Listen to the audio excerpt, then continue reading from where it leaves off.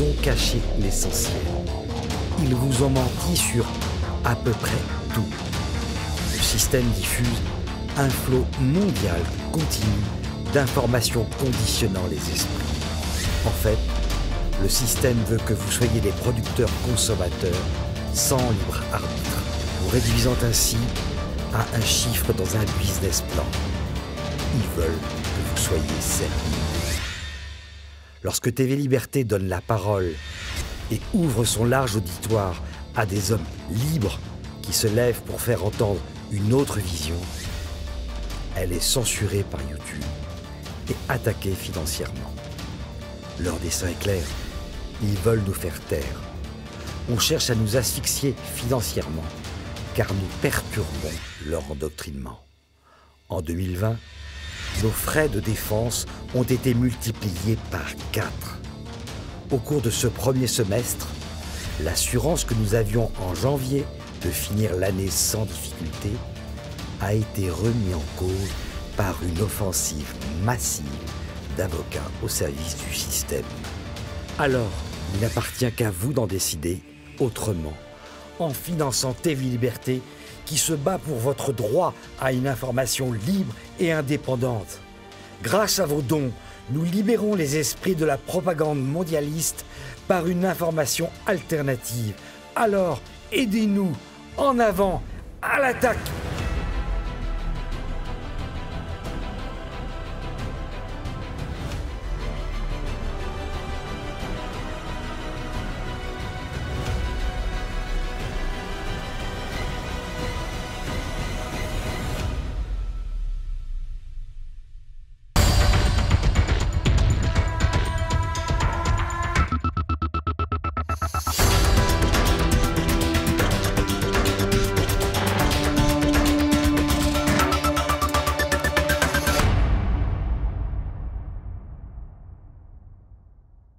Bonjour à tous, bienvenue sur le plateau de Politique et Économie. Non, c'est Politique et Voleur. Et vous avez compris c'est que banquier-voleur. Le personnage qui vient de m'interrompre, c'est notre invité d'aujourd'hui, j'ai nommé Pierre Jovanovic. Nous allons parler de nos amis les banques. Non, c'est pas nos amis. C'est définitivement pas nos amis. Je crois que nos téléspectateurs le savent. Bonjour Olivier. Bonjour Pierre. Alors, comment vont nos amis les banques qui sont pas nos amis les banques vont très mal. Très mal.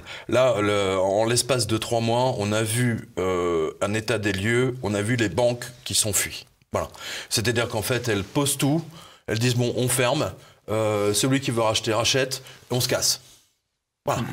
Les taux négatifs ont un tel rôle destructeur sur la totalité de leur modèle économique qui est construit sur le fait de prêter aux gens avec des taux intéressants, donc avec des taux négatifs à -1, -2, etc. Bon, c'est sûr que à ce niveau-là, remercions toutes les planches à billets qui sont déversées par quantité supersonique, astronomique, nucléaire par la BCE, la Fed et la Banque du Japon.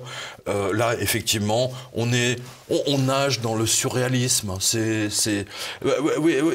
savez, il y avait le tableau de Magritte, ceci n'est pas une pipe. En fait, là, ça devrait être ceci n'est pas un billet de banque. Oui, hein, voilà. C'est une arnaque, hein, tout simplement. C'est l'idée qui est derrière. L'idée intéressante que vous développez, c'est cette fuite des banques devant ce qui est leur fonction. C'est ça qui est tout à fait étonnant.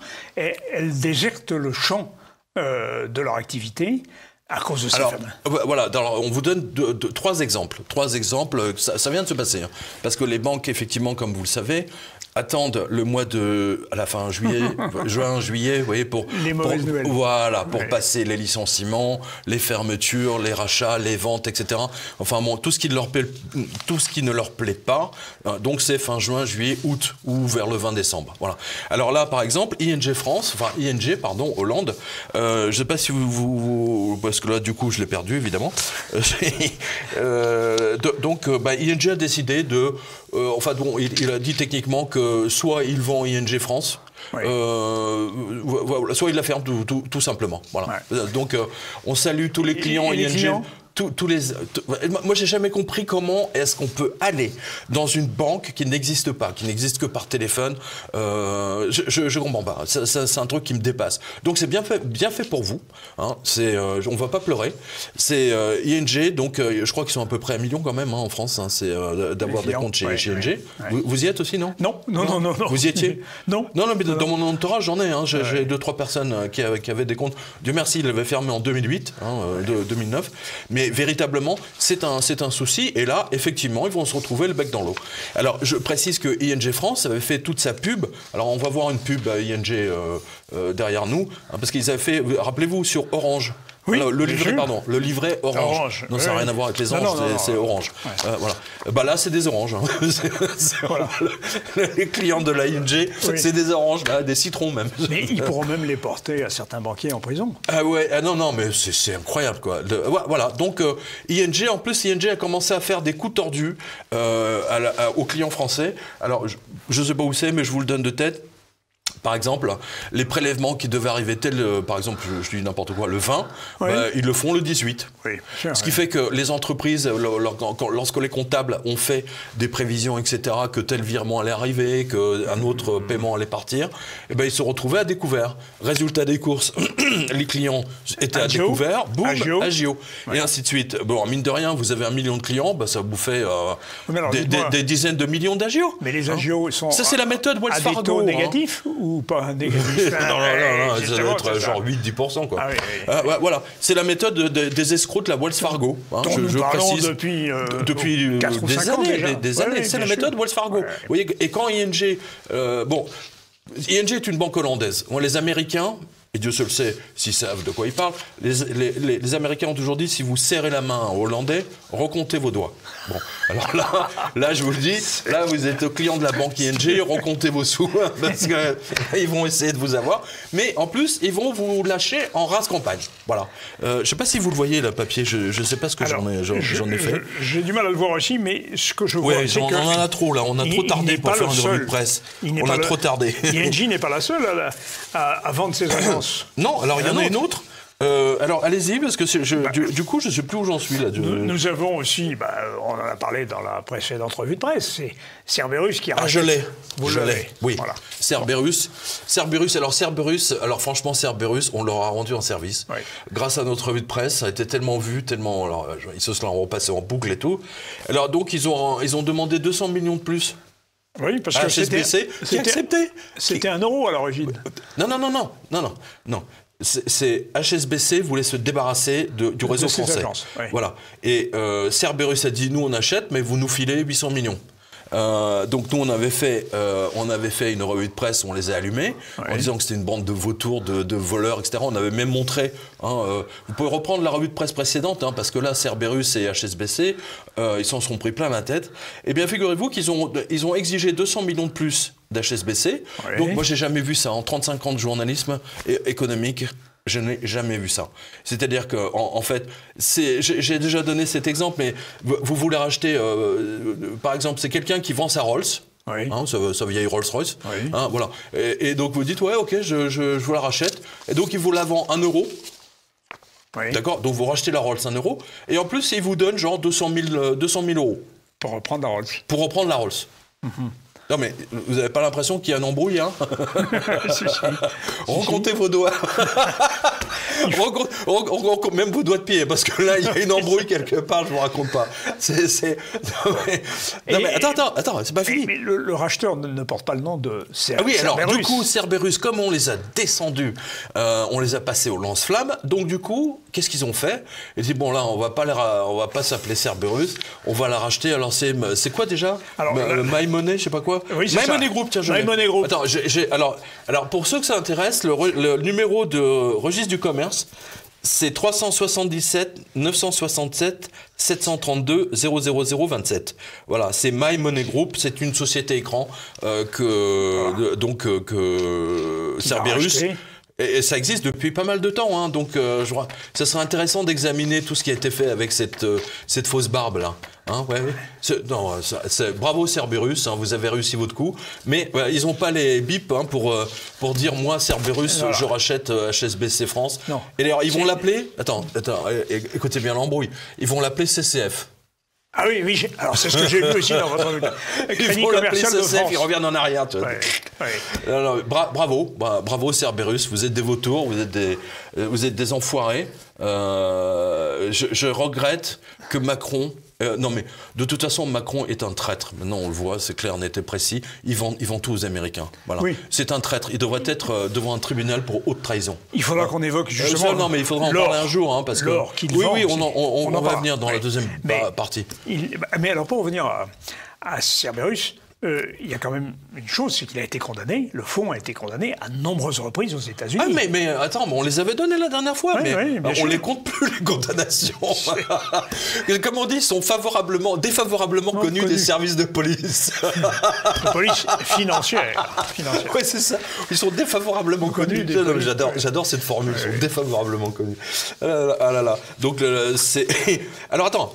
Donc HSBC France, HSBC est parti en courant, d'accord. Voilà. Donc c'est la HSBC était la première.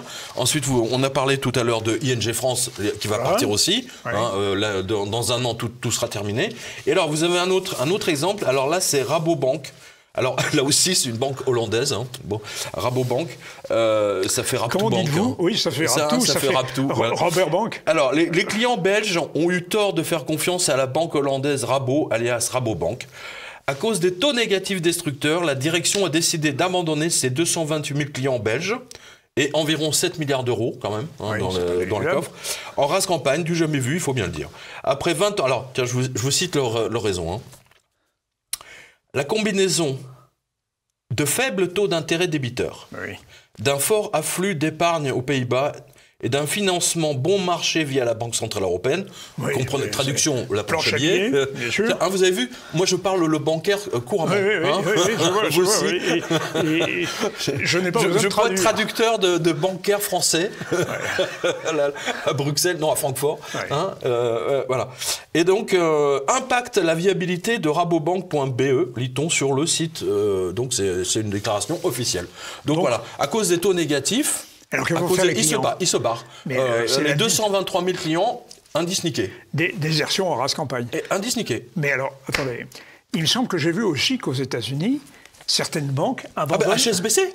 Voilà. Vous l'avez là. Voilà. HSBC États-Unis a décidé de fermer les 3/4 de ses agences. Mais garde les gros comptes quand même. Oui, mais c'est surtout entreprise. Ah oui. Ouais, voilà, c'est-à-dire que tout ce qui est entreprise, il les garde, mais tout ce qui est grand public... terminé, à la poubelle, mort aux pauvres. Voilà. Donc, non, mais je ne sais pas si vous réalisez. Hein, vous retrouverez dans la revue de presse. Vous tapez, vous faites CTRL F sur quotidien.com. Voilà, et vous tapez par exemple Rabobank, HSBC, vous allez retrouver tous les articles. Voilà, donc ça c'est la réalité, la vraie. Donc, non, attends. Non, il y a mieux quand même. Alors, dernier bras d'honneur de la Rabobank. Dès le 1er juillet 2021, c'est-à-dire au moment où notre revue de presse va sortir, voilà, les taux d'intérêt de tous les comptes d'épargne seront réduits au minimum légal. Alors, quel est le minimum légal ? Je vous le donne dans le mille. 0,01. Non, mais c'est du foutage de gueule.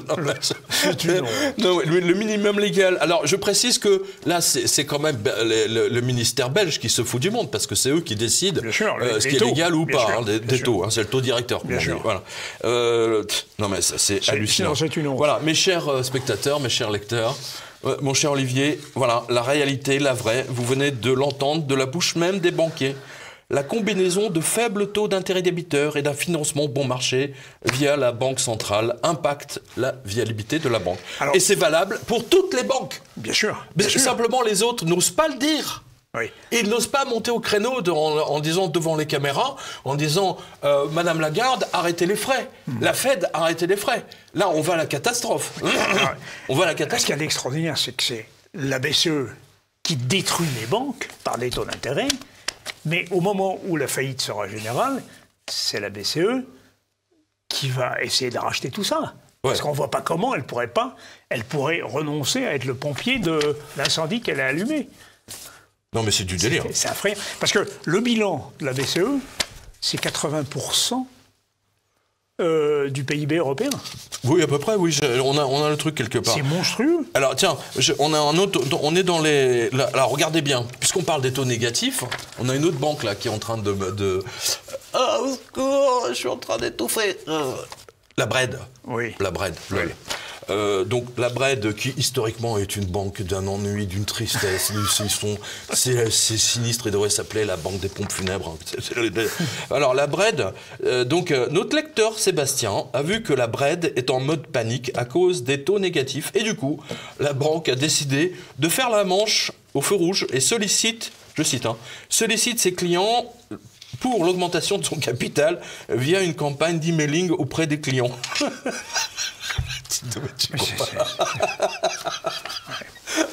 S'il vous plaît.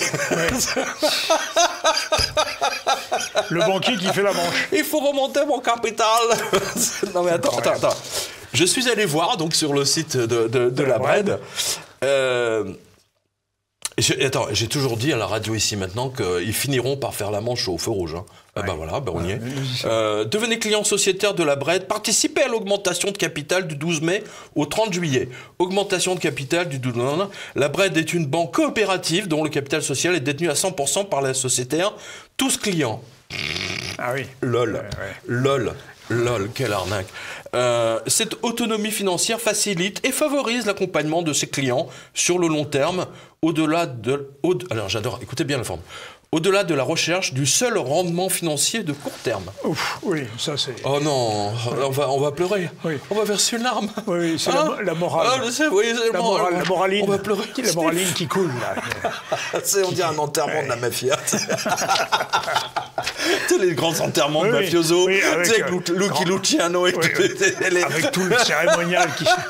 Et on ne recommencera plus. Ils sont là, en plus surveillés par le FBI et tout. Ouais, non, mais surréaliste. C'est vraiment les Sopranos, quoi. Bref. En plus, attends, ils n'ont aucun intérêt. Le client n'a aucun intérêt. Bien sûr. Aucun, strictement aucun. Ce ne sont même pas des actions. La Bred vous demande tout simplement de l'argent sans aucune vraie contrepartie. Fallait oser, voilà. Et donc, cher lecteur, parce que nous, on fait le boulot. Donc là, pour l'occasion, parce que ça, je le fais pendant les vacances, mes chers spectateurs, là, pour le coup, vous allez pouvoir m'offrir un Rossini sur le site de la revue de presse. Voilà.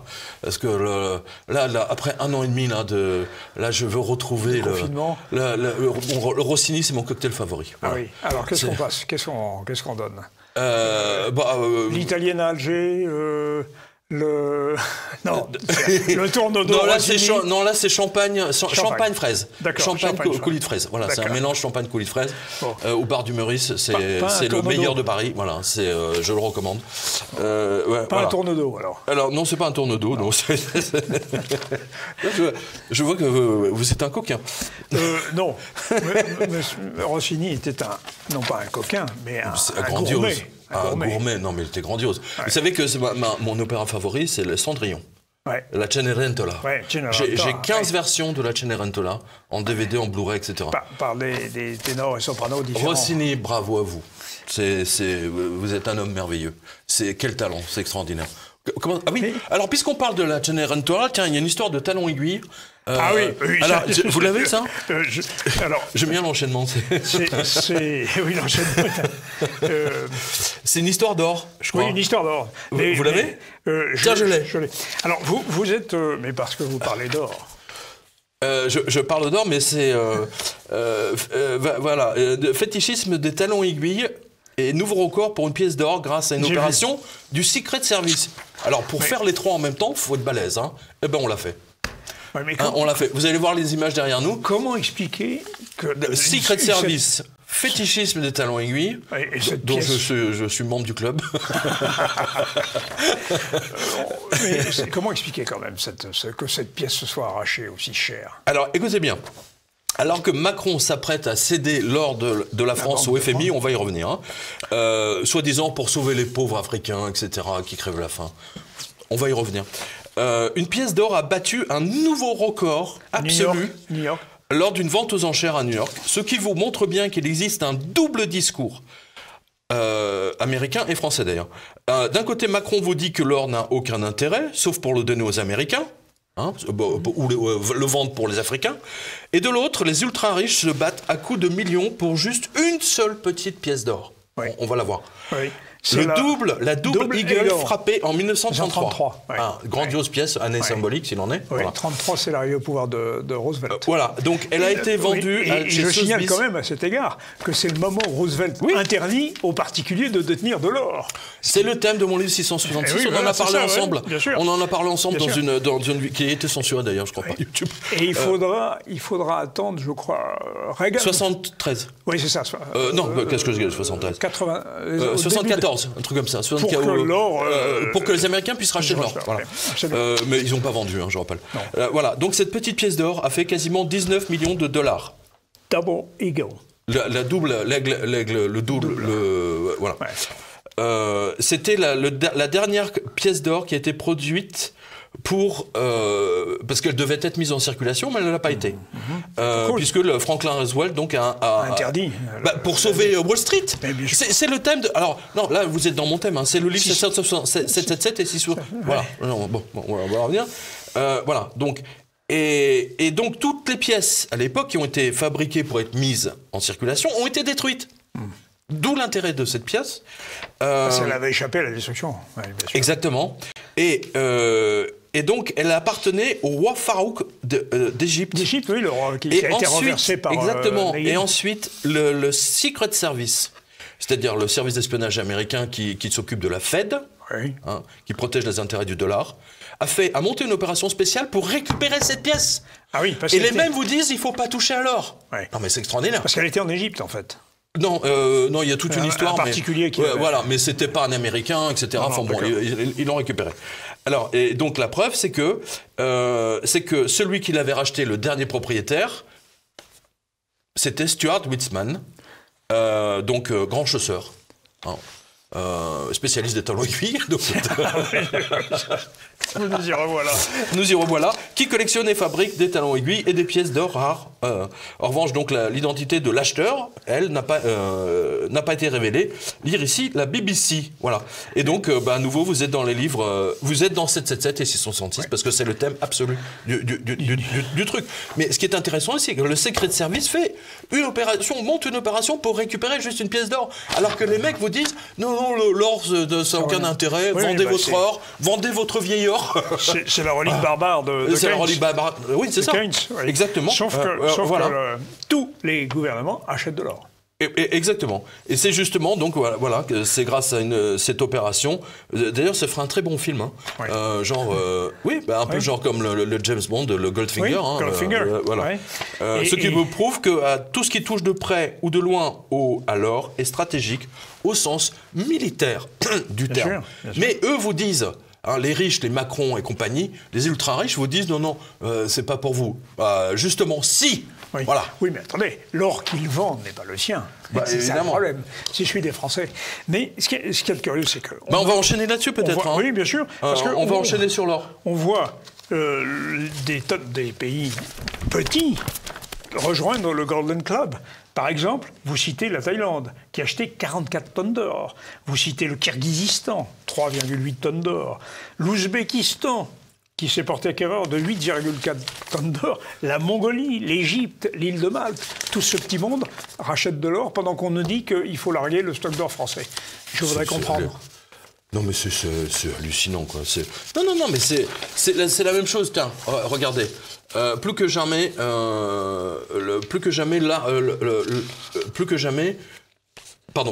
plus que jamais l'arme de destruction massive contre l'hyperinflation. On va y revenir. Mais voilà, il y a des graphiques qui vous montrent exactement ce que fait l'or. Hein, moi, je rappelle simplement qu'en 2008, quand j'ai commencé la revue de presse, en mars, d'accord, la 50 francs Hercule se vendait entre 7 et 9 euros rue Vivienne.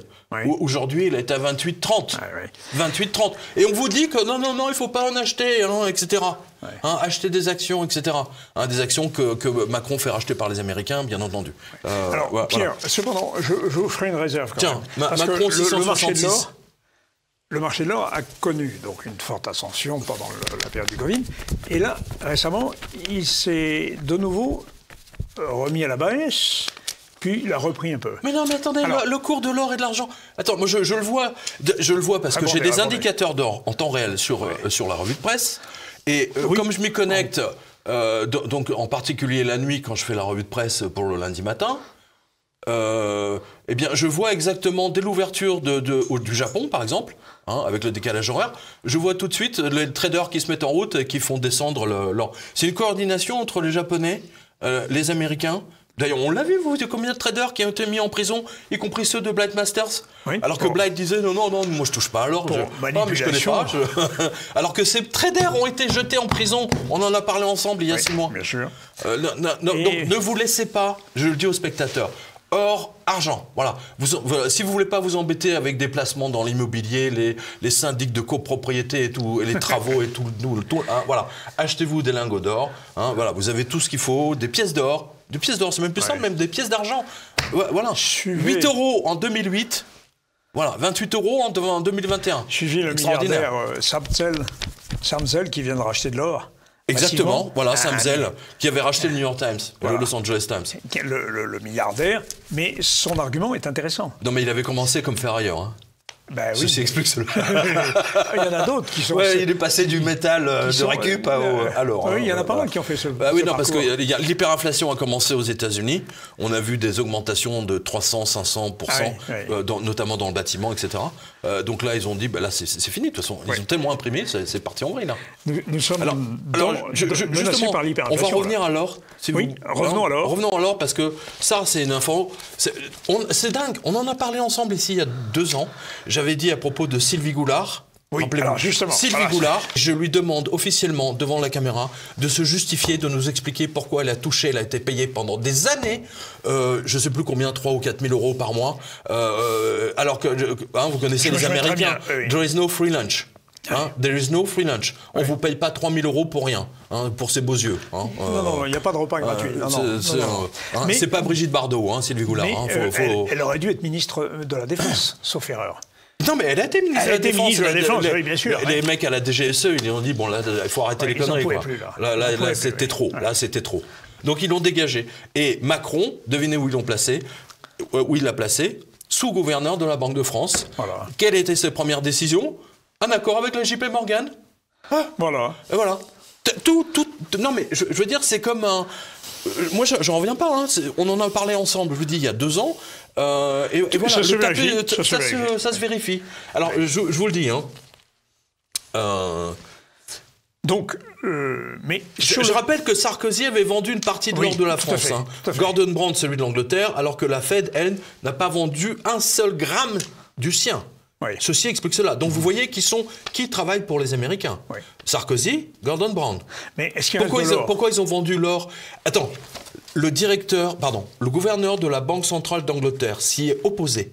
Tous les sous-gouverneurs de la Banque centrale d'Angleterre s'y sont opposés. Et bien malgré ça, Gordon Brown est passé par-dessus eux et il a fait venir et il a vendu, je ne sais plus combien, 400 ou 600 tonnes. Et Sarkozy a fait la même chose. Il était ministre du budget à l'époque ou des finances, je ne sais plus. En effet. Mais la question c'est, est-ce qu'il y a un déplacement physique de l'or au bénéfice de Fort Knox? Bien sûr. Donc Fort Knox voit reconstituer ses réserves, parce que Fort Knox avait vu ses réserves considérablement baisser. Il n'y a jamais eu d'audit. On ne sait pas. On ne sait pas. Alors écoutez bien, c'est ça qui est génial. Alors, deuxième étape, donc, c'était il y a 15 jours, lors du G7, et l'AFP s'est bien gardé de nous donner cette info, mais elle n'a pas échappé à Zero Hedge. Emmanuel Macron a clairement évoqué que la seule solution pour effacer la dette de l'Afrique consistait pour tous les pays du G7, je cite, vendre les stocks d'or. D'accord. Tadam, voilà, c'est signé. Oui, mais... Rappelez-vous, dans le livre 666, je vous ai montré que Nicolas Sarkozy, en compagnie d'Obama, il y a même les photos, il y a tout. Il s'était mis à 2 pour essayer de convaincre Angela Merkel de ne pas récupérer ses lingods d'or à New York. On l'avait évoqué. On avait montré les photos et tout, c'est dans le livre. Ouais. Et alors, juste, je termine là-dessus. Donc, Donc, par extension, vendre l'or de la France que même les Allemands n'ont pas réussi à rafler en 1940, grâce au ministre, M. Lamoureux, à l'époque, qui a sauvé tout ça. Ouais. Dans le livre, donc 666, je vous ai bien montré que, avant les Allemands, ce sont les Américains, c'était Franklin Roosevelt lui-même, qui avaient exigé de la France qu'elle leur remette le stock d'or. Ouais. Avant même que les Allemands arrivent à Paris, Franklin Roosevelt avait déjà téléphoné et puis ils avaient insisté lourdement. Hein. Ça, personne ne le sait. C'est moi qui le rappelle. Franklin Roosevelt voulait récupérer l'or de la France pour ne jamais nous le rendre. Voilà, c'est sûr. Question. Et c'est ça qui a sauvé la France, je rappelle, pour le retour à l'économie avec De Gaulle. Hein. Enfin, pas De Gaulle, mais je veux dire après 45. Ouais. Alors, comment se fait-il pour autant qu'aujourd'hui, le dollar n'est plus convertible en or? Il ne sert plus dans les transactions internationales. Bah si. Et la convoitise est toujours la même. Mais officiellement, il n'y a plus. Les accords de Bretton Woods n'existent plus. Vous savez, c'est un peu comme quand j'étais môme. Il n'y avait pas de sexualité. Hein, les enfants naissaient dans des choux. Ou alors c'était des cigognes. Moi, c'était les cigognes.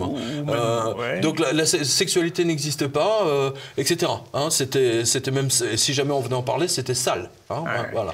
Hein, alors que dès qu'il y avait un bébé, le prêtre se précipitait pour le baptiser. Donc il y a une contradiction. Mais bon, passons. Voilà, c'est un peu la même chose. Le péché.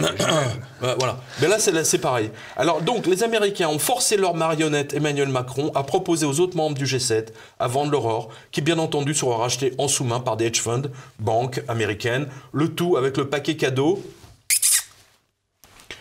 Il faut sauver les Africains. Un peu comme ces pubs culpabilisatrices que vous voyez dans le métro. Cet enfant va mourir si vous ne faites pas un don. Alors vous avez le petit biafré avec le ventre gonflé. Oui, ça c'était il y a 30 ans, mon cher. Oui. Non mais attends, c'est toujours le cas. Oui. Attends, t'as même des pubs à la télé. Cet enfant va mourir si vous ne faites pas un don. Qui va à 90% des dons vont au mec qui gère le truc en France. Voilà. Donc moi, franchement, l'Afrique, je m'en tape. Alors, je le dis clairement, je me moque éperdument de ce qui se passe en Afrique. Il est hors de question que Macron vende l'or de la France. Non mais c'est très très grave là. C'est très très grave. Ce qu'il est en train de faire, c'est un agent de la CIA. C'est pas possible. Il n'a pas les pouvoirs constitutionnels pour le faire. Il va se gêner. Attends, Sarkozy a bien vendu 600 tonnes de l'or de la France. Est-ce que, dans ces conditions, vous seriez partisan, Pierre Joralavy, d'un retour au standard or, comme le préconise Antal Fekete, par exemple, dont il n'y a vous pas êtes... que lui. Il y a Skousen, bien sûr. Bon. Il n'y a pas que lui, il y a Skousen qui a fait un grand livre là-dessus. Il en est à sa 8e ou 10e réimpression aux États-Unis, 10e édition. Hein, Mark Skousen, c'est vraiment... de toute façon, il n'y a pas mieux. Hein. On peut revenir au troc. Non, mais je parle pas du troc entre gens, hein, je parle de gouvernement. Bien. Soja contre, je sais pas, viande de bœuf, des céréales contre ceci, du fer contre du nickel. Vous savez qu'il y a beaucoup d'adversaires du standard or. Mais bien sûr, mais attends, ils sortent de la même école. Voilà. Mais tous ces gens sortent de la même école, mais regardez où on en est aujourd'hui. Oui. Regardez où on en est aujourd'hui. Planche à billets. C'est de la planche à billets, avec des taux négatifs. Hein, tous ces bac plus 20, là, mais sont malades, c'est des tarés. C'est des tarés. Bac plus 20, j'aime bien. Non, mais c'est tous ces mecs, quand ils sont à Francfort, à la Banque Centrale Européenne, etc. Hein, et c'est la JP Morgan, bien entendu, qui va gérer ça. Ouais. Sa première décision a été de confier la gestion de l'or de la France à la JP Morgan. Non, mais c'est énorme. Ouais. Alors, ça, c'était il y a 2 ans. On en a parlé ensemble, bien ici, sûr. même. La JP Morgan semble acquérir de plus en plus de pouvoir. Il semblerait que les banques... C'est paradoxal, parce que tout à l'heure, vous nous disiez les banques sont affaiblies, et certaines prennent le pouvoir aussi. Alors, comment résoudre cette contradiction? Écoutez, je ne sais pas. Franchement, c'est pas une contradiction, c'est de la désinformation. Les banques ont racheté la presse, vous le savez bien. Justement, donc c'est tellement facile pour eux de dire l'or n'a aucun intérêt. Mais vous avez vu que la JP Morgan... Pardonnez-moi. Regardez, attends, je vais vous le faire plus simple. Prenez le Canada, d'accord? Oui. Au Canada, c'est rempli de mines d'or. Oui. Je vous rappelle que Picsou, Picsou, c'est la fortune de Picsou vient parce qu'il a trouvé une pépite dans le Yukon ou un truc comme ça. Hein, voilà. Ouais. Et c'est sa pièce d'or fétiche maintenant. Donc, le Canada est rempli d'or, de mines. Les Américains ont forcé les Canadiens à vendre leur or. Résultat des courses, aujourd'hui, le Canada est totalement endetté. Voilà. Et ça commence à se voir, hein. Même les Canadiens me le disent. Les lecteurs. Tiens, et j'ai un autre lecteur, il dit peu après votre dernière... alors, je suis tombé sur votre article, là, sur Macron, hein, qui veulent vendre des réserves d'or du G7. Votre président, donc Macron, a non seulement maltraité éhontément le peuple français, mais, comble des infamies, s'apprête à vendre les réserves d'or de la France, élément central de la puissance et de la souveraineté nationale française. Voilà. L'argument avancé est aussi peu crédible que Macron comme père de la nation. Pour annuler la dette des pays africains. Vaste blague. Votre président est un mondialiste de la pire espèce. Son projet caché est de soutenir la naissance du phénix, cette monnaie mondiale dont les louanges nous sont chantées depuis des décennies. Et moi je me souviens, j'avais vu la une de The Economist. Vous vous souvenez, Phénix, hein, qui renaît de ses cendres, dont Pierre Hillard a parlé dans une précédente émission. Alors, maintenant... Les réserves d'or, tiens, je te venais là-dessus. Les réserves d'or seront alors transférées à une entité supérieure, américaine bien sûr, et servira de garantie au Phénix. Cela sera fini de la France. Voilà. Non mais c'est quand même incroyable. Alors, je viens à JP Morgan. Oui. Vous avez dit, elle a racheté la presse. Vous avez raison, les banques rachètent la presse. Mais j'ai lu cette information, vous allez me dire si vous la confirmez, que JP Morgan a même menacé certains organismes de presse ou d'autres entreprises de leur couper les crédits si d'aventure ils s'avisaient de remettre en cause l'élection de M. Biden. Exactement, non, mais on voit bien le chantage. Vous me le confirmez? Oui, je le confirme, tiens, il est là. Pour une fois, on l'a trouvé du premier coup. C'est quand même... Je fais exprès de la mettre là, mais bon. Voilà, moi je vous ai expliqué depuis longtemps que les banques ont volé la démocratie. Ça, je le dis depuis 2008, hein, techniquement. Voilà. Elles ont commencé par acheter en douce la presse écrite, puis à faire chanter les gouvernements, tout en exigeant des lois sur mesure. Mais en ce mois de juin, roulait tambour, sonné smartphone, voici que la JP Morgan a franchi le Rubicon sans même se cacher. C'est ça qui est extraordinaire. Oui, c'est voilà. Imaginez qu'elle a fait savoir à tous les élus républicains américains, donc, enfin, par définition, hein, américains, que s'ils ne reconnaissaient pas officiellement l'élection bidonnée de Joe Biden, Joe Bidon, hein, c'est normal, finalement c'était dans son nom, la banque ne leur fera plus de dons lors des prochaines élections. Voilà. Sachant, si vous voulez, que la JP Morgan fait des dons toujours lors de toutes les élections. Défiscalisés. Voilà. Elle dit, vous ne reconnaissez pas la victoire de Joe Biden ? Terminé, vous n'avez plus d'argent, on ne vous finance plus. Alors non seulement par cela, la JP Morgan dit qu'elle les finance. Oui, c'est un aveu, oui. Ils ne se sont même pas rendus compte, c'est ça qui est drôle. Qu'elle les finance et en plus ils les font chanter. C'est ce que je vous disais tout à l'heure, les banques font chanter les gouvernements. Et on appelle ça la démocratie américaine. Exactement, voilà. Mais il n'y a plus de démocratie, c'est fini. Bien sûr. Non, c'est terminé, c'est terminé. Là, c'est fini. C'est terminé. Il n'y a plus depuis 2008, depuis l'explosion de Wall Street, le 29 septembre, le moins 777,7, il n'y a plus de démocratie. Voilà. Et qui plus est depuis, et vous l'avez vu avec, lors des élections avec Trump et Biden. Tout a été truandé. Alors Pierre, ça pourrait être la conclusion d'une première partie. Plus de démocratie en Amérique, et ce sont les banques qui l'ont volée. Décidément, elles volent beaucoup de choses. Oui, alors justement, puisque là, c'est un spécial de banquier voleur. Pléonasme, comme vous l'avez dit tout à l'heure. C'est un pléonasme. Ou de voleurs de banquiers au choix, hein, voilà. Alors pas tous, il ne faut pas exagérer. Faut pas exagérer. Parce que non, franchement, les conseillers en clientèle... J'ai une banquière franchement formidable. Oui, moi aussi. Voilà, non, ils ne sont pas tous comme ça. Les conseillers en clientèle sont des gens qui sont eux-mêmes non, mais victimes. c'est l'ancienne génération. Oui. Attention, c'est l'ancienne génération, mais parce que tous les nouveaux qui arrivent, mais ils sont nuls. D'abord, ils n'ont aucune culture bancaire, ni financière. Ils sont juste dressés comme des chiens, des bergers allemands, à vendre du livret A, de l'assurance vie. Et c'est tout ce qu'ils savent faire. Voilà. Ils ne connaissent même pas l'histoire de leur propre banque. Ils ne savent même pas ce que c'est qu'un taux négatif. Mais c'est pour ça qu'ils les embauchent. C'est catastrophique. C'est pour ça qu'ils les embauchent. Alors nous allons faire une pause, mon cher Pierre. Avant de reprendre notre chevauchée. Attends, juste, non.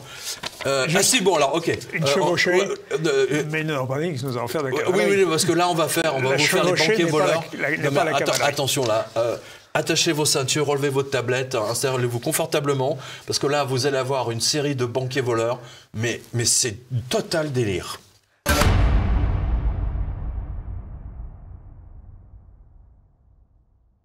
Alors, en compagnie de Pierre Javanovic, nous continuons sur les banquiers voleurs. Alors, il y a un cas super. C'est les raptous, là. Non, mais tu te rends compte, les raptous sont devenus les banquiers. De la Mileis Bank. Mileis. Milaïs, oui, était le complice des braqueurs. Ouais. Attends, en bas des Champs-Élysées. Et c'était pas une petite agence au fin fond de la Creuse, hein. C'était en bas, rond-point des Champs-Élysées, dans le quartier les plus chics de Paris. Voilà. C'était un braquage qui a eu lieu en janvier 2019. Hein, voilà.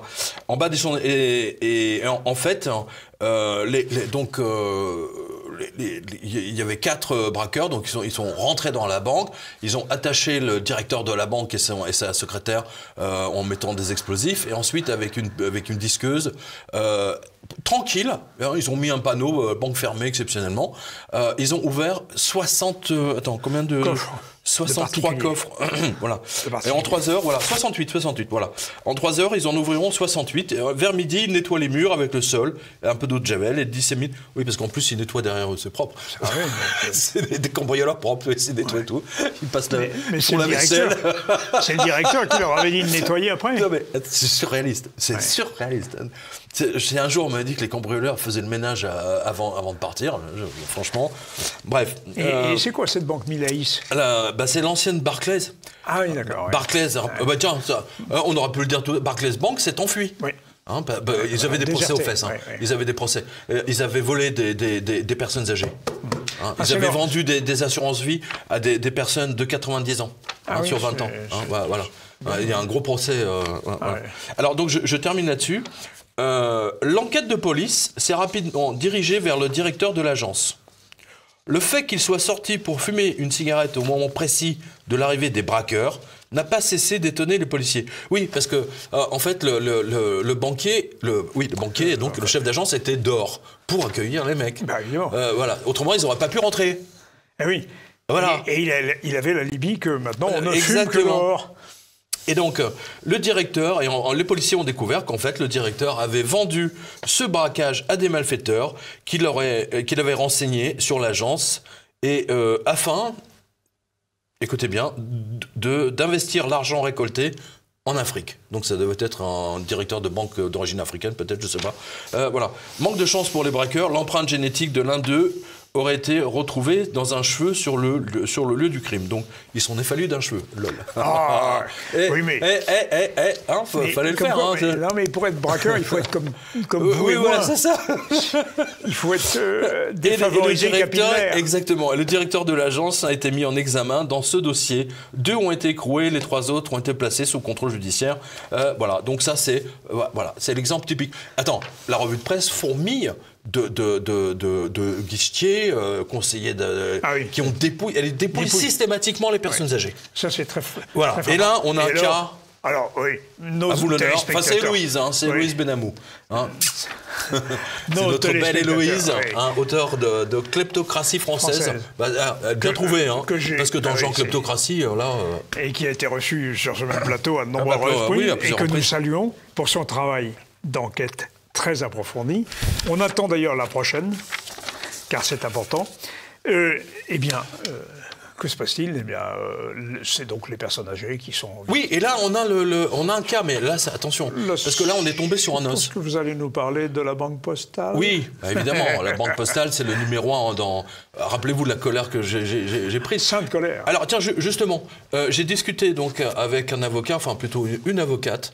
Donc, j'invite toutes les personnes qui ont des soucis avec leur banque, etc., qui cherchent un avocat contre les banques. Voilà, vous m'envoyez un mail, parce que maintenant, il faut les attaquer. Puisque aucun député, aucun sénateur ne veut prendre ce dossier, il faut bien que des avocats s'y collent. Et c'est pourtant leur fonction.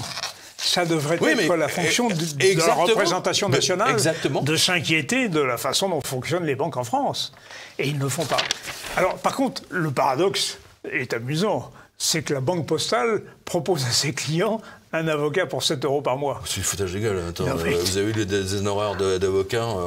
Il faudrait qu'ils bossent qu'ils cotisent pendant 30 ans ou 20 ans. C'est n'importe quoi. C'est pour voler 7 € de plus, c'est tout. C'est genre la pub. Vous verrez la photo derrière nous. Genre querelle de voisinage. Oui. Voilà, 7 € par mois. Alors écoutez bien.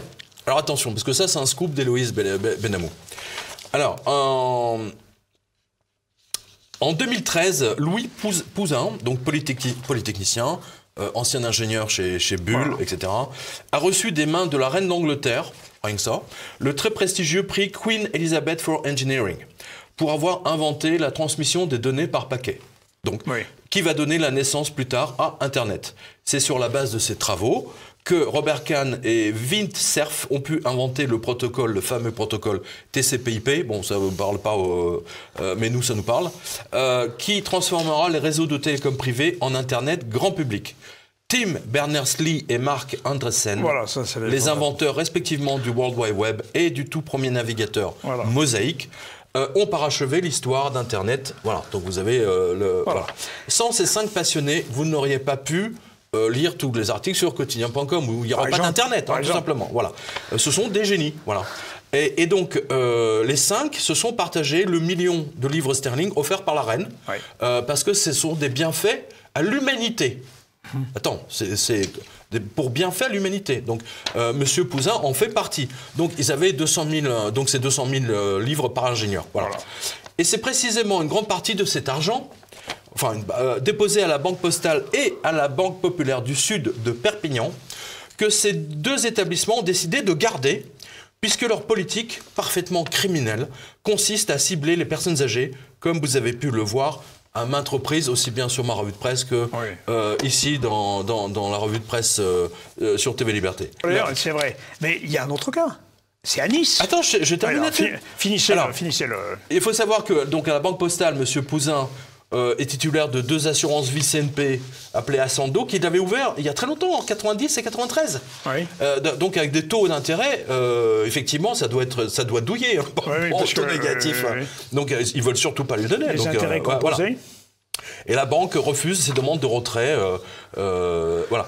Mais dans les 2 cas, ces pathétiques et pseudo-conseillers ont clairement profité de son âge, 90 ans, pour empêcher leurs clients de retirer son argent. L'un d'eux ayant même eu le culot de lui demander, écoutez bien, parce que là on touche le sommet, d'apporter la preuve que vous n'êtes pas sénile, validé par un certificat de capacité, et ensuite de justifier comment vous allez dépenser votre argent, et on veut des justificatifs. Voilà.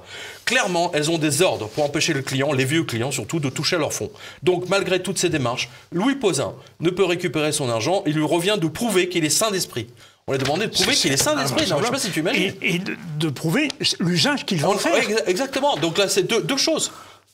C'est 2 choses maintenant. C'est invraisemblable. Hein, voilà. Un jour, j'avais dit ici, bientôt, il faudra donner notre signe astrologique et notre bulletin de naissance. Hein, techniquement, on n'est pas loin. Hein. Non, mais attends, là, on a un cas. Attends, le mec, attends. Le mec, c'est l'un des plus grands génies français. Enfin, il faut partie des... sans lui, il n'y a pas d'Internet, hein, déjà. Bon, alors, écoutez bien. Donc, à l'occasion donc de donc là c'est Héloïse. Donc j'étais avec Héloïse à son anniversaire, donc pour ses 90 ans. Et je peux vous dire qu'il a la tête sur les épaules. Hein. Pas ceux d'Héloïse. Hein. C'est ça. Donc Louis Pouzin est toujours capable de désosser un vélo et d'en faire une 4L.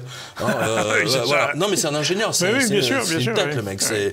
Voilà. Et surtout qu'il ferait honte à bien des conseillers bancaires de 25 ans. Et surtout il ferait bien honte à Madame Blin et monsieur, comment il s'appelle celui-là Maclar. Maclar, porte bien son nom, véritablement. Voilà, faites-nous un procès, parce que là j'attends ça, je veux vraiment que ça rentre public. Voilà, là vraiment il faut le rentrer dans l'art. Et là, voilà, donc je demande à tous les spectateurs qui ont les problèmes similaires, ou la Banque Postale, ou même quelques banques que ce soit, voilà, et d'ailleurs je le mettrai sur la revue de presse, le nom de l'avocate, etc., pour les attaquer en justice. Et sauf erreur, il y a d'autres cas. Il y a celui de Nice. À la Banque Postale. Tiens, à Nice. Je vous le donne. À Nice, c'est la même chose. Voilà. Et c'est pas le seul. Regardez, ça, c'était dans Nice Matin. Bravo Nice Matin. Parce que nous ça fait quand même des années qu'on en parle. Donc là, ça commence à sortir dans la presse. Et au Nice Matin, peu suspect de voler dans les plumes des banques. Eh bien, un Azuréen a découvert que son livret d'épargne avait été clôturé et son argent avait disparu. Vous citez son nom, c'est M. Yves Jacomet. Mais c'est Nice Matin qui donne son nom. Il décide de rendre à la poste de Nice, et ce médecin hospitalier. Oui, c'est un docteur, c'est un médecin, voilà. Et il avait oublié qu'il a retrouvé ses livrets A. Et combien y a dessus 20 000 euros. 20 000 euros qu'il avait déposé, mais sans les intérêts composés depuis, puisqu'il l'avait déposé... Exactement, ça date d'il y a longtemps. 2014. 2014. 2014, donc, ben, ça fait doit 7 être... ans. Non, c'est plus vieux que ça. Non, il l'avait déposé en 2014. Non, c'est la dernière opération qui remonte. Ah oui, pardon. Voilà. Je l'ai ouvert il y a plus de 40 ans, explique-t-il. Oui, pardon. Mais la dernière opération remonte à 2014, le 4 avril de cette année. Yves avait déposé un chèque de 20 000 € portant la somme de son épargne au plafond autorisé. Voilà. Justement, pour ne plus avoir à m'en occuper, du moins jusqu'à ce que le médecin niçois décide de se faire porter les intérêts de son bas de laine sur son vieux livre papier. Mais la stupeur, il découvre que son compte a disparu et nulle trace de son argent. Bravo Banque Postale. Oui. Bravo. Bravo Banque Postale, elle s'élarpe tout. C'est Mandrake, tu vois. Ah, t'avais un livret, mais il n'y a plus. Terminé, voilà. Vous vous rendez compte? C'est du vol organisé des personnes âgées. Vous pourrez payer 7 €. On est les euros. seuls à le dénoncer. D'abord, Nice Matin vient nous rejoindre, pour le coup. Ah, mais je veux dire, mais c'est quand même... il faut que le reste de la presse se réveille, quoi, la régionale. Là. Les mecs, faut vous réveiller, là. Hein. Il y a un scandale en plein jour, les mecs, ils détournent la tête. Hein, c'est comme l'affaire au Liban, avec Carlos Ghosn. C'est la même chose. C'est incroyable. Mais n'oubliez pas, la Banque Postale, pour 7 € vous offre un avocat. Tiens, puisqu'on est dans les spéciales banquiers voleurs, écoutez bien. À Val-de-Briey, donc c'est en Meurthe-et-Moselle, je pense que c'est à côté de Metz. Voilà. Une employée de banque a détourné 170 000 € des comptes de ses clients, des personnes âgées, bien sûr, entre 2013 et 2018. Elle a même détourné l'argent de son fils. Oui, dans le lot, il y a le fils. Oui, absolument.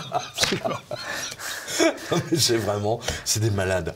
C'est des malades. C'est ce qu'on appelle le journal n'a pas osé mettre le nom de la banque. Parce que, n'oubliez pas, le Crédit Mutuel possède la moitié de la presse régionale. Oui, absolument. Et puis, même si c'est une autre banque, il y a des budgets de pub. La PQR, la presse quotidienne régionale. Voilà. Voilà, M. Jacomet, on le salue, le docteur Jacomet à Nice. Voilà. Donc, il n'y a plus rien. Voilà. Ouais. Tu sais, ça me fait penser à vous savez, au dessin animé, là, South Park. Le gamin vient déposer 10... On va le voir, là, l'extrait. Ouais. Il dépose 10 $, et puis il y a le banquier qui dit ça y est, c'est fini, il n'y a plus, ça n'existait pas, ça a disparu. Mais oui, parce que pour moi, tout ça va devenir public, quoi. Oui, mais ça l'est déjà par l'émission, ne l'oubliez pas. Ouais. Alors, mais quelle est la cause profonde de tout cela? Je crois que c'est, encore une fois, les taux d'intérêt négatifs et la planche à billets, parce que les banques ne se montreraient pas... Il n'y a pas que ça. Il n'y a pas que ça. Qu'y a-t-il d'autre, alors? La Dexia. Oui. La Dexia était en faillite. Oui. Les Américains ont exigé de Nicolas Sarkozy de nationaliser la Dexia. Oui. Afin que les banques américaines puissent récupérer leurs milliards. Oui. Et Sarkozy s'est exécuté.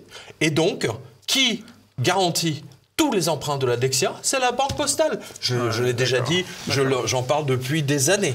Voilà. C'est pour ça que la Banque Postale, voilà, et comme les directeurs généraux et de tous ces actionnaires-là sont payés très très cher pour fermer leur bouche, bien entendu, et c'est comme ça qu'eux, ils volent en dessous. D'accord. Oui. Donc, socialisation des pertes, privatisation des... Exactement, vous avez tout résumé. Ouais. Vous avez tout résumé. Voilà. Ouais. Voilà, c'est extraordinaire. Tiens, pendant qu'on y est, tiens, il y a la LCL. Oui, alors LCL qui va disparaître. Oui, c'était le Crédit Lyonnais déjà. Oui, c'est Moneyvox. Moneyvox en parle pratiquement au passé. Plus de 20 ans après avoir échappé à la faillite, Crédit Lyonnais, rebaptisé LCL en 2005, est confronté à une nouvelle crise. L'ennemi incriminé double, la concurrence et l'insatisfaction des clients. Et les taux négatifs, Moneyvox, non, ça... Enfin bon, en même temps, il cite le directeur général Michel Mathieu, qui a reconnu les faits, j'adore. Oui. Il est déjà coupable, quoi. Oui. J'ai reconnu les faits. Tout en fermant quand même 250 agences, LCL. Oui. Voilà, faut le rappeler. Nous avons du mal à préparer l'avenir, dit-il. Plus du quart des clients de LCL s'estiment mécontents de leur banque, contre 10% d'insatisfaits dans les enseignes les mieux classées. Voilà. Traduction, dans 2 ou 3 ans, le LCL sera dilué dans le CA comme le Crédit Nord. Dans le C général, voilà, tout simplement. Oui, mais j'ai vu un sondage qui date de 2019, où 80% des Français disaient qu'ils aimaient bien leur banque. Alors, il faut savoir... Attends, la question à vous poser d'abord, qui a payé le sondage Voilà, d'accord. Non, mais à mon avis, vous savez ce que c'est? Même si les Français disent sincèrement qu'ils aiment leur banque, c'est le syndrome de Stockholm. Oui, c'est ça. Non, oui, oui. Ben non, c'est-à-dire que changer de banque aujourd'hui, c'est tellement compliqué. Vous avez tous les prélèvements, etc. Vous avez la Sécu qui fait vos virements, etc. Enfin, bon, c'est très compliqué. Ouais. Alors, je vais me faire l'avocat du diable, malgré tout. Attends. L'Union européenne... Nouvelle faillite italienne, nouvelle faillite de banque. Bon, on va... Il faut en parler, non? Vous voulez aborder autre chose? Non. Parlons de cette faillite de banque. Alors, c'est une banque italienne qui... on en a pas parlé ensemble. Je vous ai dit que les banques italiennes vont tomber les unes après les autres. C'est la banque Aegis. La banque Aegis, et elle est tombée à cause de la banque Greensill dont on avait parlé. Voilà, Greensill qui finançait le paiement des factures des entreprises, essentiellement. Exactement, voilà. Un mois après son explosion, et pour cause de taux négatifs et de cavalerie organisée dans des blanchisseuses aux quatre coins du monde, ça c'est Greensill, l'onde de choc a frappé de plein fouet la banque italienne Aegis, ex-Banco GBM, basée à Milan, qui a volé à son tour dans les airs. Voilà, boum, il n'y a plus. Sigil, la énième banque italienne, victime de la grande escroquerie en bande organisée menée par les banquiers internationaux. Voilà. Terminé, il n'y a plus. Alors attention, là, ce qui est intéressant, n'oubliez pas, Mario Draghi est aux commandes. Hein, j'allais le dire. De l'Italie. De l'Italie, j'allais le dire. Donc, qu'est-ce qu'il a fait? Il dit, je veux pas de scandale. En une journée, la banque a été liquidée et les clients transférés à une autre banque. Ouais. En une journée. Donc, ce qui fait que même la presse italienne n'a pas eu le temps d'en parler. Alors, pour ne pas affoler les Italiens, justement, parce que ça en fait des banques italiennes qui sont tombées là. Hein. Ah bah oui, bien sûr. Sans compter celles qui vont tomber. À cause de... voilà. Montepaschi n'est pas encore tombé. Non mais c'est incroyable. N'oubliez pas, c'est M. Gupta. Hein. M. Gupta, vous savez, là, celui qui a mis en faillite la Greensill. Oui. Écoutez bien ce qu'il a voulu faire. L'année dernière, il a voulu acheter une part de la banque Aegis. Italienne. Voilà. Parce qu'en fait, parce que c'est de la cavalerie, il voulait maquiller tout ça. Oui. Donc en rachetant une partie de la Aegis, il pouvait monter dans le conseil d'administration et ainsi faire toutes ces magouilles pour que ça dure le plus longtemps possible.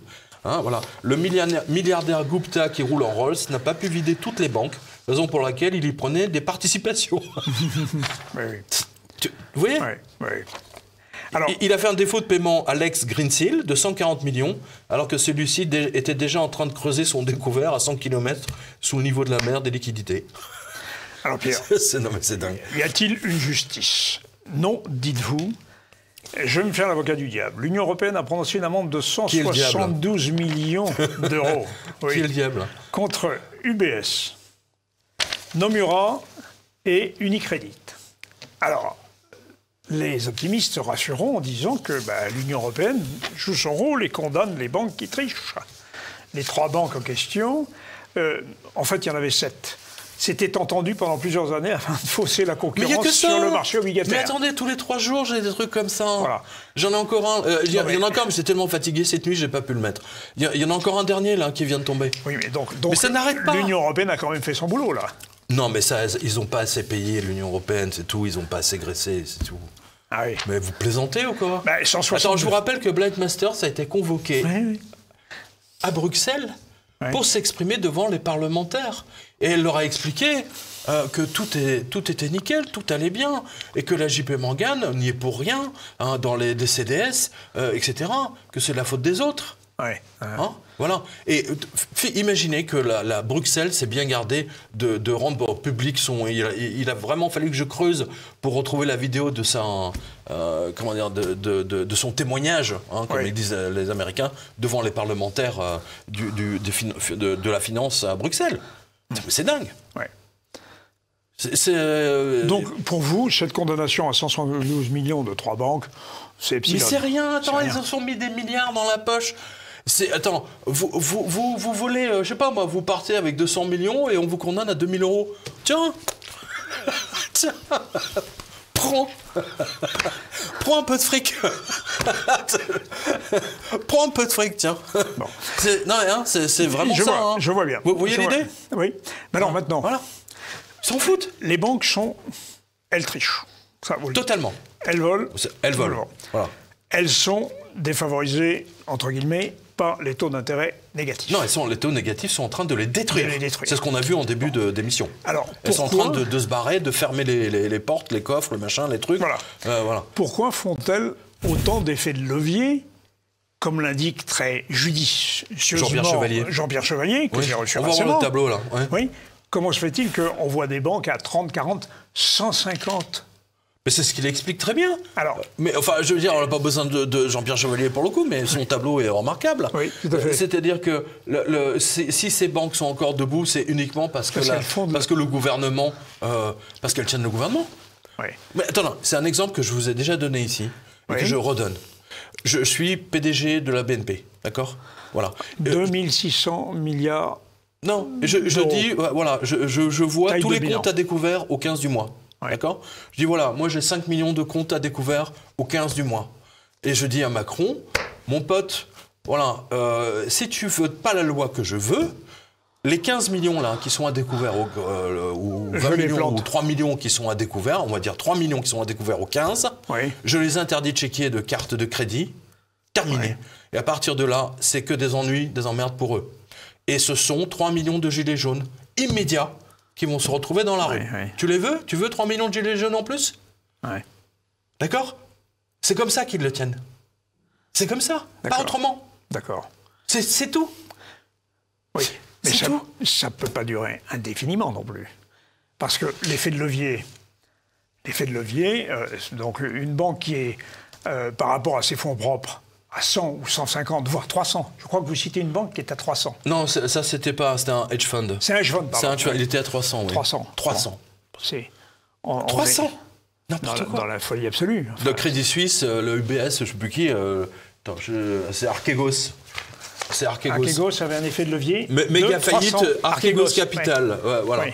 Donc là, vous avez tous les papiers sur Archegos, hein, là on n'a pas le temps de le faire. C'est Crédit Suisse qui a laissé son slip là. Et pas que ça d'ailleurs. Hein, et sa virginité aussi. Là, ils se sont fait. Mais comment est-ce que. Parce que. Tiens, il y a une entreprise en France hein, qui est à cause de Greensill aussi, qui est tombée. Alors ça, c'est.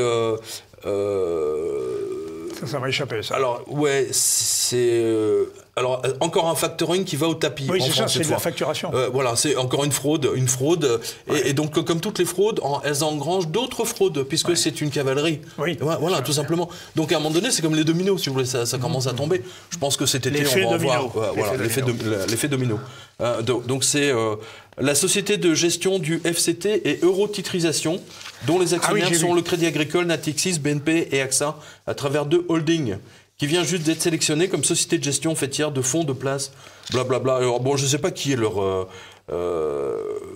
c'est Smarto Trésor, n'a rien vu. Je ne sais pas, parce que là, je l'ai fait il y a vraiment trop longtemps. Enfin bon, les spectateurs retrouveront... voilà. Et qui a permis à Greensill de durer aussi longtemps ? C'est David Cameron, l'ancien Premier ministre, qui était grassement payé. Oui. Voilà. Il a même... Attends, David Cameron, c'est plutôt crassi. Hein. Il a même... Il a passé 20 000 coups de fil pour que l'ex-Greensill, qui savait qu'il était mort, obtienne des centaines de millions du gouvernement pour cause de pandémie. Et les sénateurs et les députés, enfin les parlementaires anglais l'ont vu venir et ils ont refusé. Voilà. Et donc il a coulé, il a explosé. Voilà. Non, parce qu'il y avait une société française qui a été affectée par le problème de Greensill. C'était une société sidérurgique qui ne pouvait plus payer. C'est Bercy qui a payé, on en a parlé dans notre dernière revue de presse. On l'a donné la dernière fois. Donc le contribuable a payé. Exactement. Voilà. Tiens, je vous donne une arnaque. Une arnaque, alors là, c'est ING, BNP, Crédit Agricole. Voilà. Alors regardez, par exemple, c'est notre lectrice Marie-Claire qu'on salue. Hein. À propos de la BNP, je vous informe quand même qu'ils ont encore majoré le prix de location de mon coffre en agence. J'ai recherché les montants payés chaque année en avril et voici l'historique. Alors en 2017, 48 €. 2018, 48 €. Alors, 48,93 €, bon, augmentation de 70 centimes. Voilà. 2019, 70 €, paf. 2020, 70 €. 2021, 90 €. Donc, en 4 ans, on passe de 48 à 90. Rien que ça. 100% d'augmentation. L'INSEE vous dit qu'il n'y a pas d'inflation. Alors, justement. Non, attends, c'est extraordinaire. Alors, quelle bande d'enfoirés. vous évoquez cette question de l'inflation, de l'hyperinflation, qui se perçoit à travers, évidemment, la recherche de l'or, qui se perçoit à travers les prix des matières premières. Alors, vous savez que Jérôme Powell, directeur de la Fed, nous a dit que c'était une inflation temporaire. Elle était liée à des goulots d'étranglement. Mais c'est toujours temporaire. Et que tout ça, c'est parce qu'il y avait trop de demandes et pas assez d'offres, et la demande étant provoquée par la distribution liée au Covid. Bon. Alors, à votre avis, est-ce que nous sommes entrés dans une période d'inflation durable? Total. Bien sûr, il y a trop, ils ont trop imprimé. Là, allez sur quotidien.com parce qu'il y a plusieurs graphiques. Ah oui, on ne peut pas les traiter là, mais il faut vraiment les voir. Hein, on les voit, on va vous les montrer derrière nous. Alors tiens, attends, justement, puisqu'on est dans...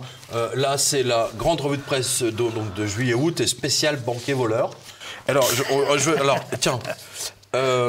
alors, il y a un gestionnaire de hedge fund donc, qui a volé ses clients. Il a sauté du 10e étage. Oui, il avait un peu de décence, le mec. Oui, il a fait faillite. En fait, il était en...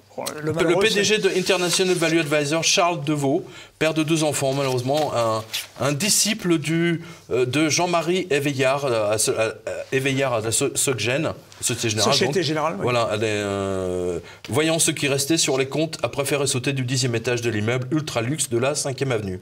Son fonds gérait 20 milliards de dollars et il est retombé à 0,8 milliards. À zéro, ouais. Donc 0,8. 0 à 0. Voilà, ouais. Il est tombé à 0. Bon. Bah, lui aussi, il est tombé du 8e étage au rez-de-chaussée. Non, mais c'est triste. Hein. C'est triste. C'est triste, mais des morts, on va en avoir. Hein. Alors, tiens, le banquier voleur. Alors, rebonjour à... Comment elle s'appelait déjà, Madame Blin? Oui, qui empêche Louis, l'inventeur d'Internet, Louis Poussin, à retirer son argent. Alors, enfin des banquiers en prison. Oui. Tu ne crois pas? Pour 2 banques ruinées en 2017, les dirigeants... Vous vous souvenez, on en avait parlé ensemble il y a longtemps. Les dirigeants de la Banco Popolare Vicenza ont été finalement envoyés en prison par le tribunal italien mené par Deborah De Stefani, et cela pour avoir mis en faillite leur banque en 2017. Et pas que pour ça d'ailleurs. Manipulation des marchés, escroquerie, obstruction aux enquêtes des régulateurs bancaires de l'État, etc. C'est vous dire à quel point ces gens se sentent au-dessus de tout. Oui, parce que obstruction aux régulateurs de l'État. Voilà. Et donc, j'avais mis la photo d'une vedette, d'une chanteuse italienne qui a perdu toutes ses économies lors de la faillite de sa banque en 2017. Alors, moi je le dis à nos spectateurs, hein, si vous croyez que vous êtes protégé par la garantie de l'État, alors là, vous mettez le doigt dans l'œil. Regardez, là, je vais vous donner la preuve par l'Italie. Regardez. Alors, son million d'économies qui était à la banque, elle n'a récupéré que... 100 000. 100 000. Ben voilà, c'est là. Indice niqué. Bien sûr. Indice niqué. Toute sa vie d'économie terminée, il n'y a plus. 100 000, oui. 100 000. L'ancien PDG Gianni Zonin a pris 6 ans et demi. Son bras droit, Emanuele Guistini, 6 ans et 3 mois. Et les 2 directeurs exécutifs, Paolo Marin et Andrea Piazzetta, ont pris également 6 ans. Donc c'était sur Reuters. Vous imaginez? C'est quand même incroyable, quoi. C'est... Non, mais en plus, voilà, merci à notre lecteur, M. Duvivier, qui m'a signalé ça en Italie. Parce que vous voyez, ces informations, vous les retrouvez même pas dans la Tribune ou les Échos? Non. Attends, je serais rédacteur en chef de ce journal, je m'amuserais, je mettrais ça à la une, quoi. Oui, c'est enfin des banquiers en prison, quoi. Non. Vous? Tiens, Madoff est mort. Oui, Madoff est mort. Madoff est mouru. Dieu et son âme. Voilà. Et à moins que... Ah non, mais Madoff, alors lui, il s'est marré comme un fou.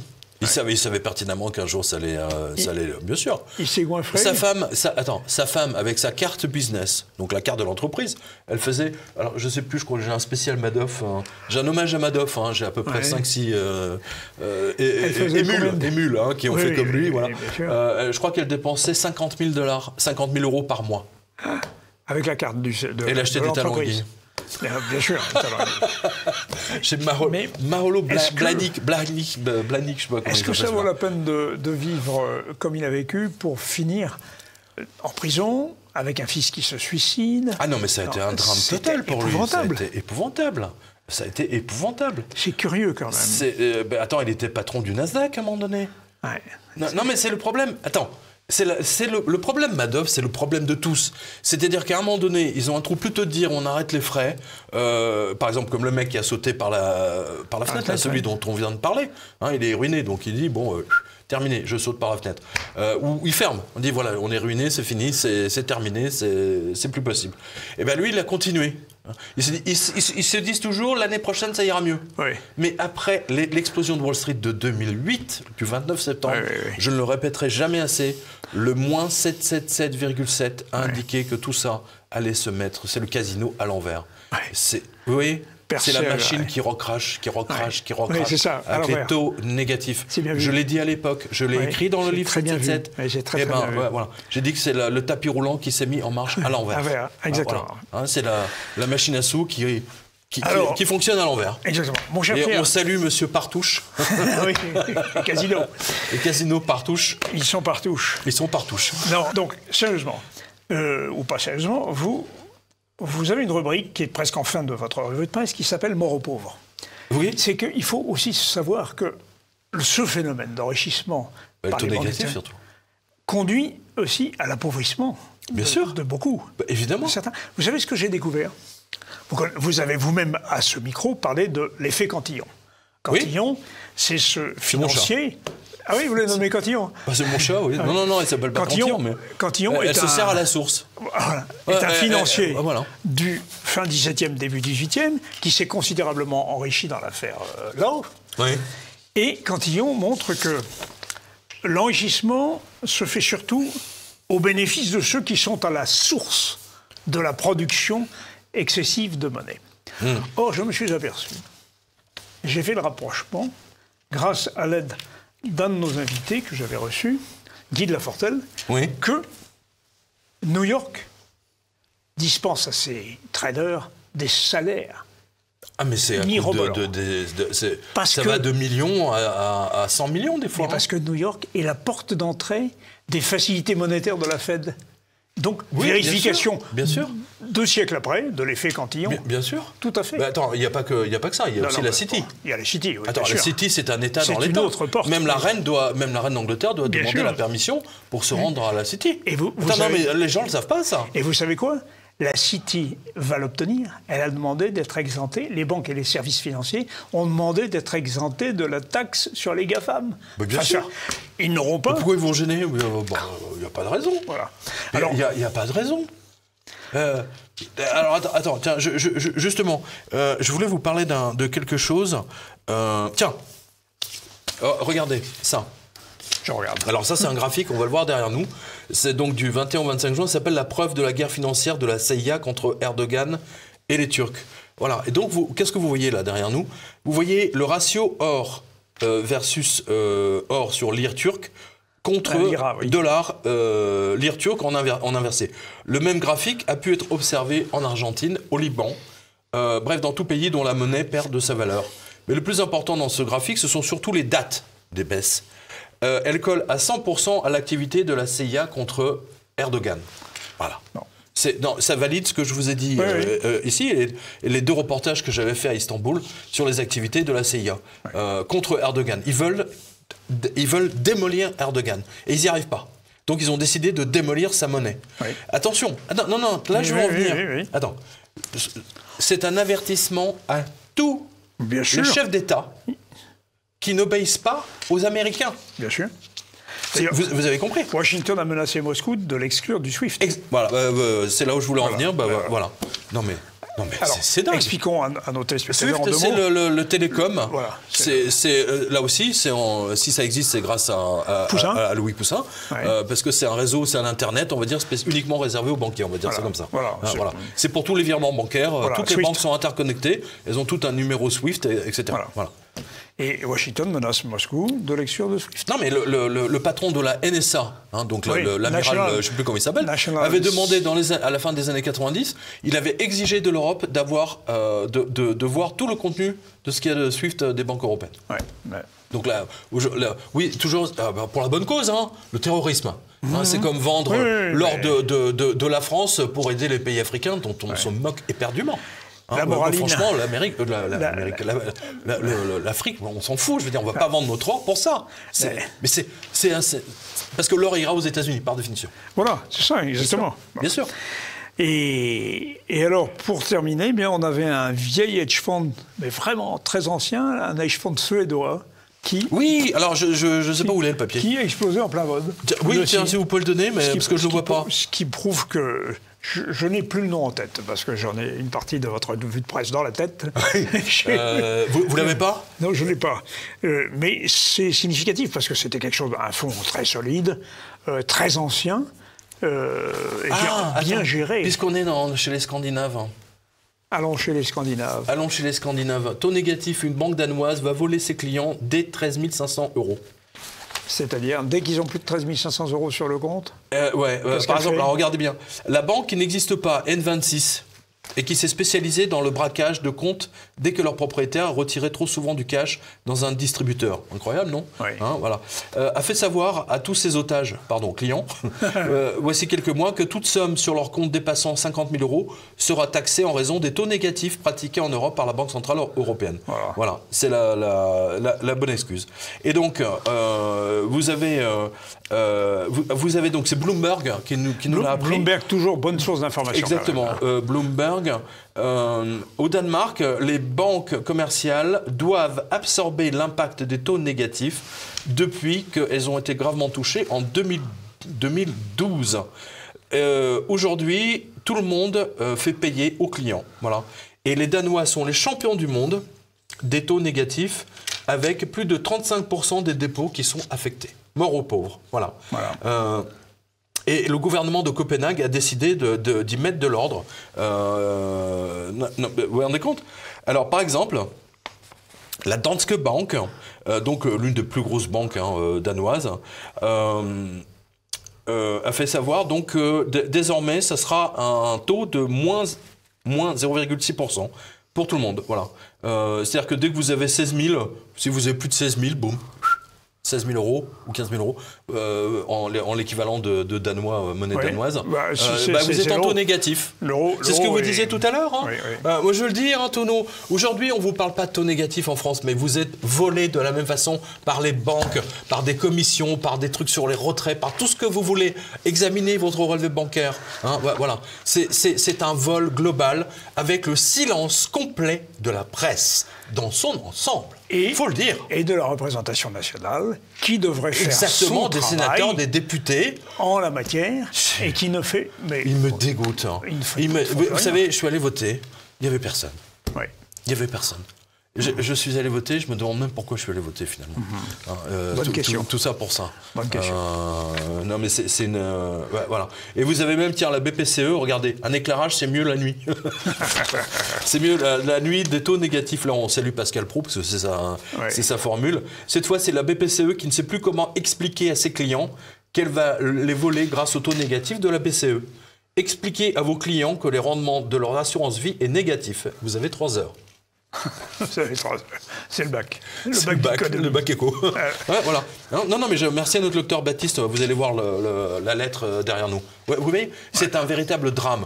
Hein, alors, tous les mecs disent oui, mais il n'y a pas de crise. Non, connard, non, il n'y a pas de crise. Il y a juste des taux négatifs qui sont en train de détruire le monde. Mais à part ça, ça va. Hein, voilà, nickel, tout va bien. Il n'y a pas de grise. Voilà. Eh bien, si. La plus grande escroquerie quand même.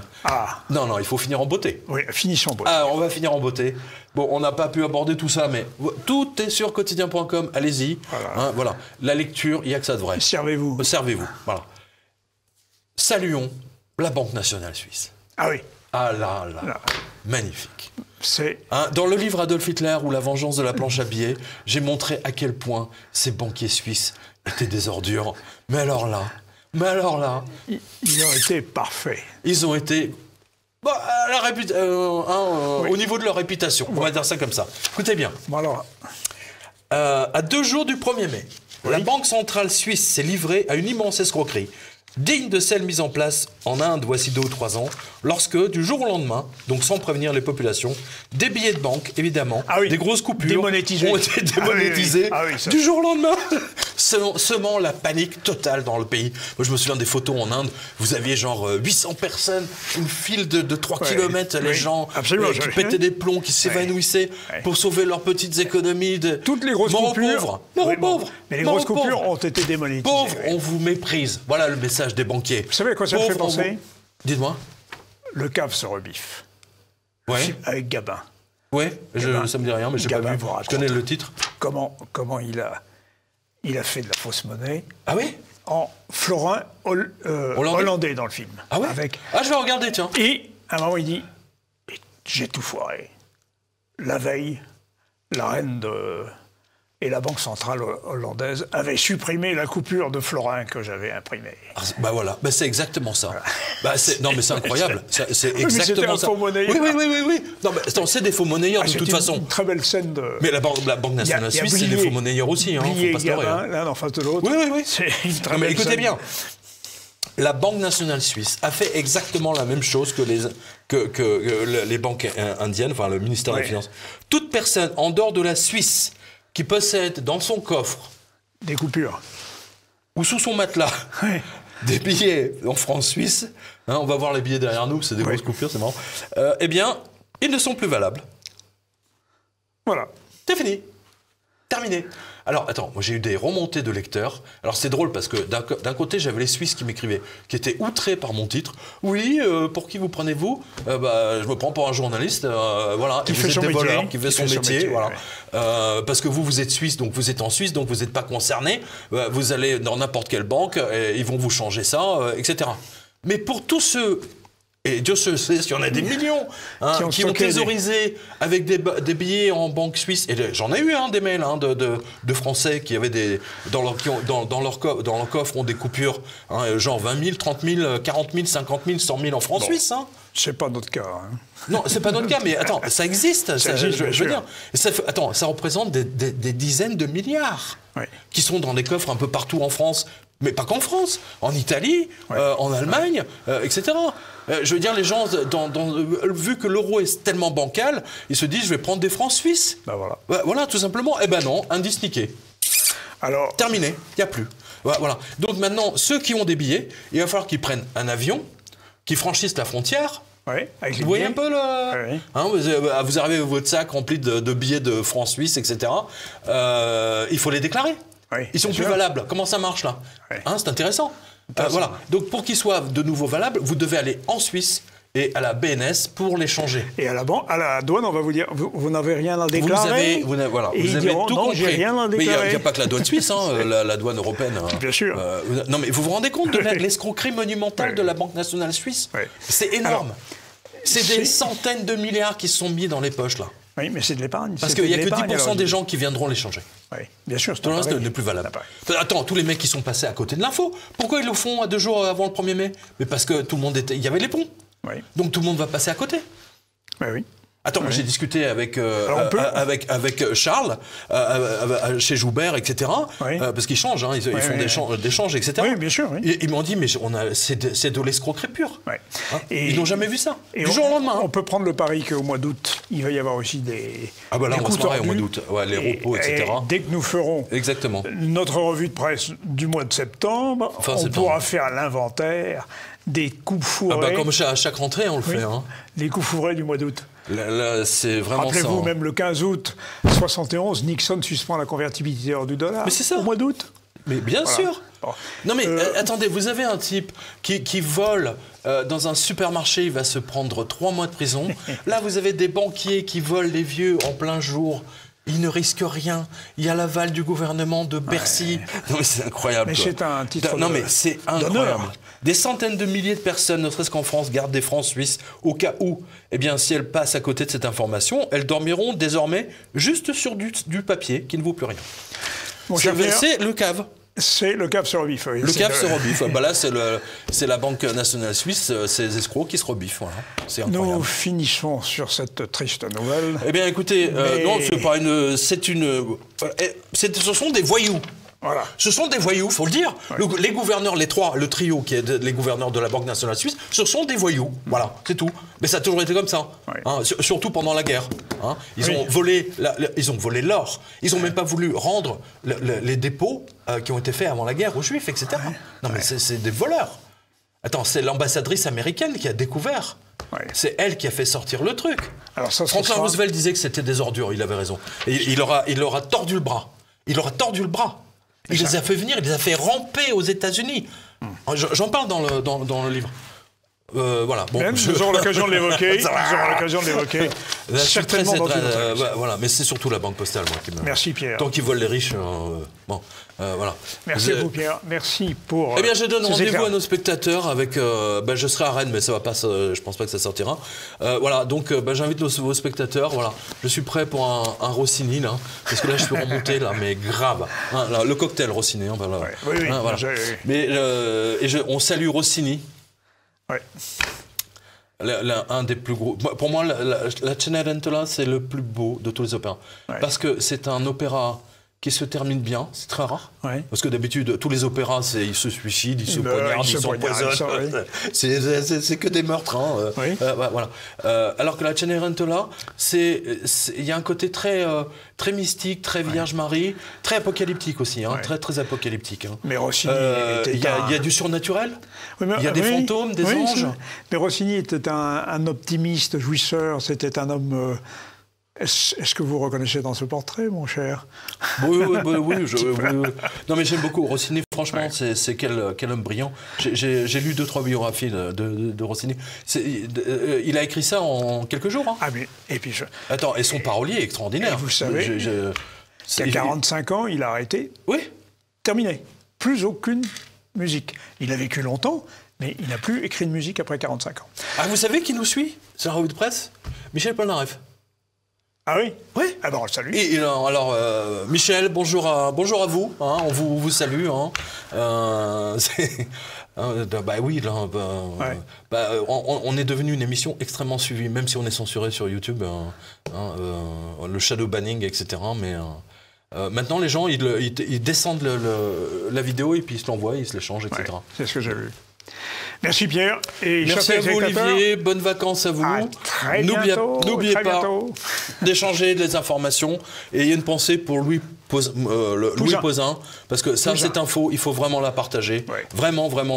Voilà. Et abonnez-vous à la chaîne avec la cloche, machin. On va faire comme les jeunes, là, comme ma fille. Là. Abonnez-vous à la cloche à YouTube. Merci à vous.